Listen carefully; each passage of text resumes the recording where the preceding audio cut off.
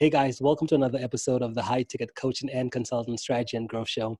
Now, if you listen to this interview anywhere else but within our private Facebook community called High Ticket Client Attraction Insider Circle, then definitely come check us out. We'd definitely love to have you. That community was put together specifically for coaches, consultants, and service providers who are serious about getting up to that 7-figure level. So if that's you, and you definitely want to be a part of an awesome, supportive community. I think right now we're at like 6,300 members or something. So if you want to be a part of a community, come check us out. Now, today, I want to introduce you to one of the members of our community, Dr. Ronja. Welcome. How are you doing?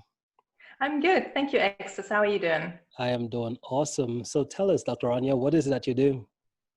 I am a Bliss-Life Coach. You call, as you said, a Bliss-Life Coach? A Bliss-Life Coach, yes. Tell us more. Tell us more. I want to know more. What does a Bliss-Life Coach mean? Well, I help people get back into a blissful life. I focus on emotional trauma mostly. I work mostly with women. And I've discovered throughout my life that a lot of experiences that we have are actually more traumatic than we think. Actually, when you look at the definition of trauma by Dr. Peter Levine, who's a trauma expert, he says that any feeling or situation that you consider or that you feel is overwhelming or even life-threatening is considered traumatic. So it is different for every individual, obviously, but what it boils down to is that a lot of life events that we used to consider normal, like moving, not just house, but even sometimes countries, or a breakup, or a job loss, or something like that, is actually very traumatic on an emotional level. And when we accumulate those emotional traumas, it gets us to a point where we don't trust life anymore. So I work with my clients on empowering them by using self-love and getting through the emotional traumas that we've experienced. Yeah. And how did you get started on this path? Well, like most coaches, I have gone through similar things. My life has been rather upheavaled, if that's a word. I had to move a lot. I moved countries a lot. I grew up as a single mom. So she had gone through a divorce, and so on and so on. So a lot of things happened in my life that left me at a point where, even though I was pursuing my life dream, really, I was in graduate school in Texas, I realized that I was becoming bitter because I couldn't deal anymore. There was just too many things, and even the smallest things at some point just made me angry and bitter, and I was growing sarcastic. And that was when I realized, wait, I don't want to be like this. What is going on? So I picked up with my healer training, which I had trained in Reiki many, many years ago, actually decades ago. Goodness, I'm old. And so while I was in graduate school, I just started to look at my life again from a different perspective, from a spiritual perspective, and started meditating again, and started my Reiki again. So various healing modalities that I learned, just to make sure that the emotional hurt that I had felt that was accumulating and getting me hypersensitive was taken care of, so I could actually enjoy life again. And so that little things which seemed out of proportion, or my reaction to them out of proportion for other people, but it wasn't for me, would actually be put back into the right perspective, right, quote unquote, a perspective that would allow me to respond to a situation rather than react, and mostly even overreact because it was too much. So that's how that happened. Yeah. Okay, good. So, and you said, so most of the situations, the things that happen in today's day and age with people, whether it's moving and things like that, you said they are some type of form of trauma? It's emotional trauma, anything that is overwhelming, emotions or feelings that are overwhelming. And I guess one of the best examples that I could give is people who have gone through a breakup. Most of the viewers probably remember what it was like. Sometimes it feels so overwhelmed by the shock of it, the disbelief, the disappointment, the fear that comes with it. Sometimes when you're left stranded without an apartment, for instance, depending on how it all went down. So any emotion that is seriously overwhelming can leave you emotionally traumatized. So just learning how to deal with trauma and getting over it is different from actually taking care of the feelings that are embedded in our energetic field deep down inside in our bodies, as well as in our emotional systems. So there might be some leftover fear that you don't realize you actually have. So whenever something happens that might even remotely threaten you with homelessness, it triggers you again. Those are the proverbial chips on our shoulders that we carry. Those are actually all due to emotional trauma that we have not resolved. And even though trauma sounds so dramatic, it is really what it is. It is emotional trauma, but it is also just past pain. And every person in life is going through pain in one form or another. So it's not that special. And that's why I'm trying to take the stigma away from trauma as well. Okay. Now, in terms of trauma-wise, is that something you believe that when you have some traumatic event or something, is this something most people are conscious of, or is it more like an unconscious type of process? It is both. It is very much both. Depending on how much people actually know about trauma, they might realize it on a conscious level. I would say most people don't, because that's one of the stigmas of trauma. Most people still believe that trauma is only happens to people who've been in a horrible accident, or have gone through severe physical abuse, or have been to war. Of course, those are also traumas, but I'm talking about everyday pain, physical, emotional pain that gets embedded as trauma energy in our bodies. And what is this, when these things get embedded, what's the, I guess you could say, what does it prevent us from doing? What is it, how does it affect us?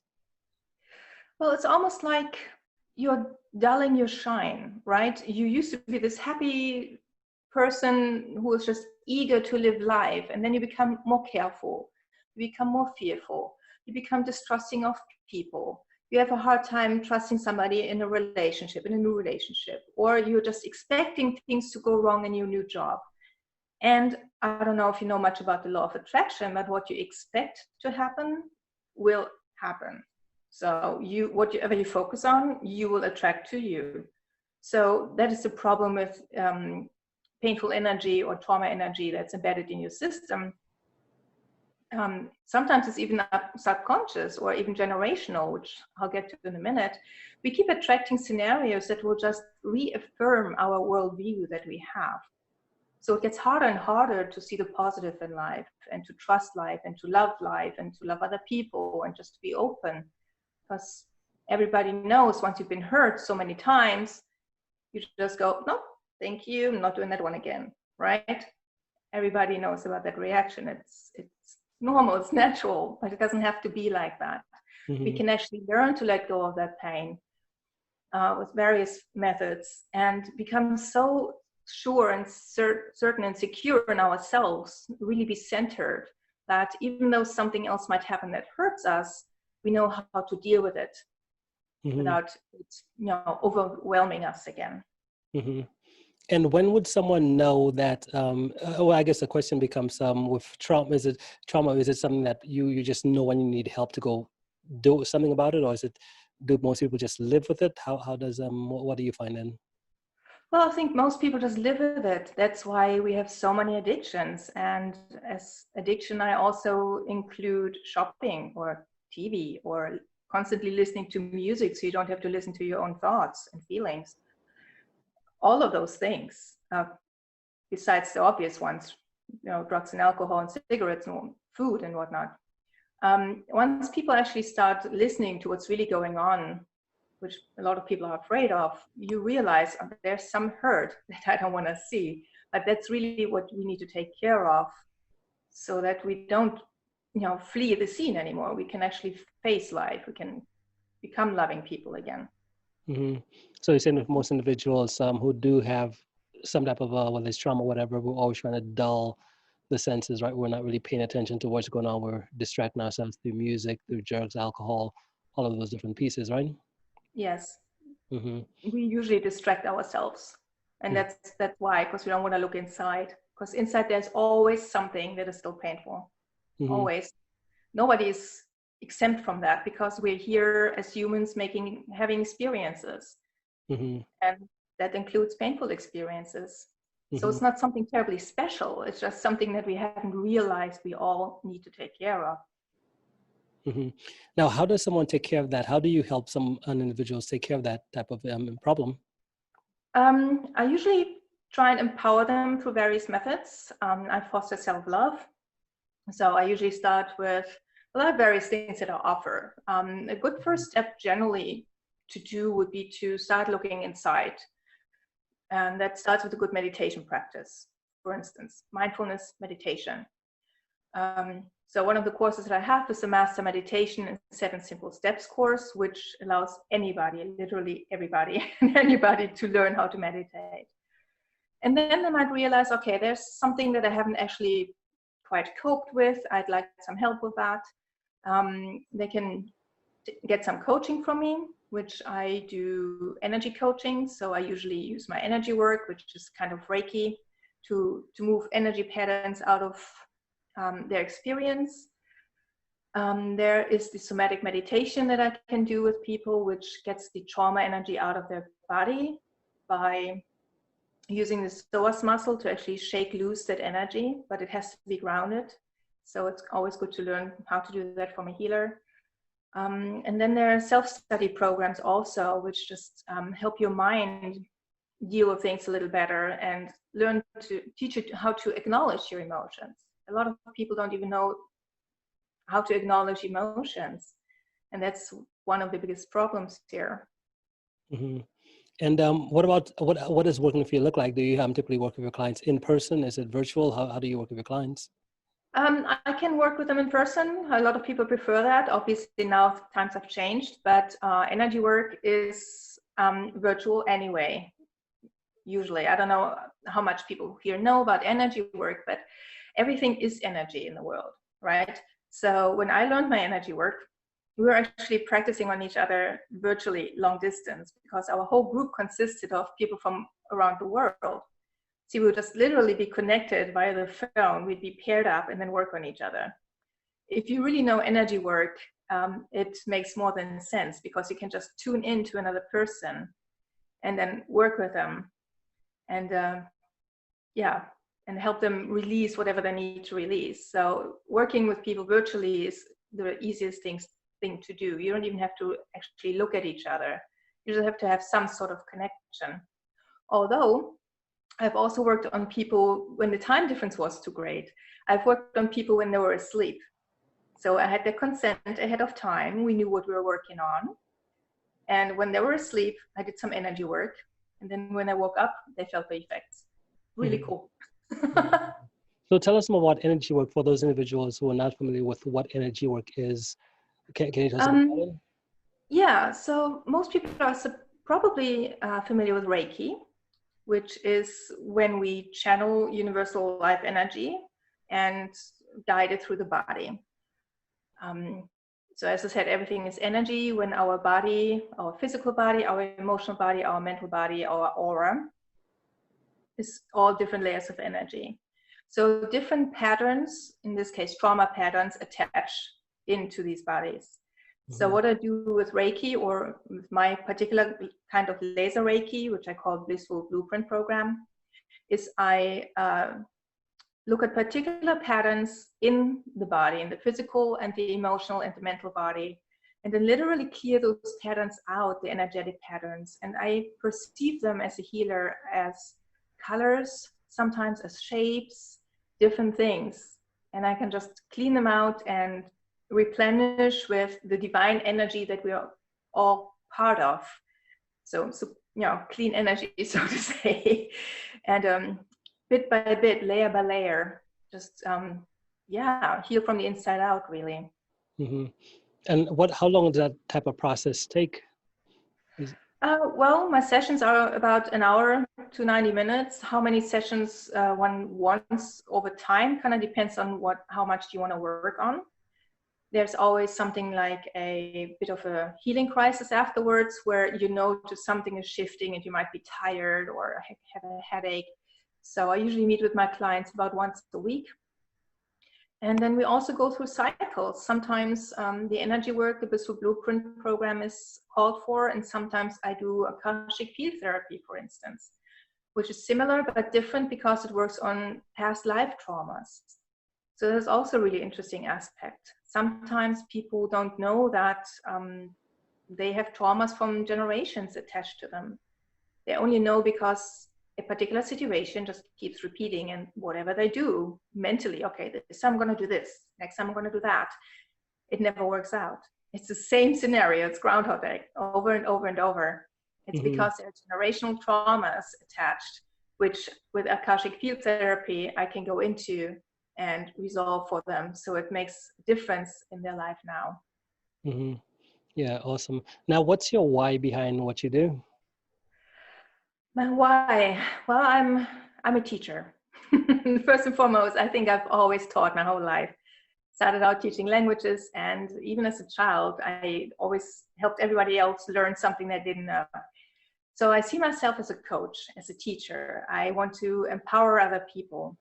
So I give them a lot of little tidbits on, okay, if you feel an emotion in your car and you know anger lowers your vibration, for instance, just tap it away. Use some easy EFT tapping, get rid of it, or breathe it out. Little things like that. So in the end, I'm just holding space for people to heal themselves. At this point, when we meet, I know more than they do. That's why I'm helping them clear stuff. But at some point, they will be able to heal themselves because I'm just a channel. I just hold space. So I empower and I teach. That's how I see myself. And that is my why, really. Mm-hmm. Yeah. And what's the next level? What are you seeing for the next level for your company and what you're doing? Well, I just hope to, especially in this crisis, I hope that more people wake up now that we've had some time to be introspective and look inside and see, okay, this is not as important to me anymore, but that is. I just hope that more people realize that working on themselves is a really important thing to do. Getting rid of your trauma and staying away from fear is really what boosts your immune system and your overall health. And I just hope that everybody finds their own coach, healer, whoever they resonate with the most. And I'm just hoping that I can continue to help people, and whatever happens, happens. That's how I look at it. Yeah, love it, love it. Now, if someone wanted to connect, what's the best way for them to be able to reach out? I have a website. It's Englobe Me, which I will probably have you put in the link. It's probably easier. Now I also have a Facebook page that's also Englobe Me. And of course, I'm on Twitter as well and Instagram. And the name Englobe Me is because my motto is, the world is your oyster, come out of your shell. Because as I explained earlier, we are all in this shell at some point and we don't dare look out anymore. So once we scrape off all the barnacles, we can actually look at the world again as our oyster. Hence the name. Yeah. Awesome, love it. Yeah. Yeah, guys. So the links Dr. Ronja just shared as far as how to get connected with her website and stuff like that, they will be either right above or below this video. So you should be able to click and get connected right to her. Hey, well, thank you so much for making the time to be here today. Really appreciate it. And you definitely shared some pretty fascinating stuff. Do you have any final thoughts before we end? Well, I am hoping to offer some retreats soon. So we'll see if they'll let us travel again. But that is really my ultimate dream and goal, because I have a bit of a tour guiding background as well. And people can stay tuned for my C course, SEA, my self-love and empowerment activation course. So that's coming out at the end of the month. So that should be a good start. It's a self-study course, gives you a bit of an overview on how to deal with emotions, how to change your thoughts a little bit towards a little more positive life. And that should be a fun thing to watch out for. Awesome. Love it. Love it. Well, hey, thank you so much for making the time to be here with us today. Really appreciate it. Enjoy, and we'll talk soon. Okay. Thank you, Extus. It was really a pleasure.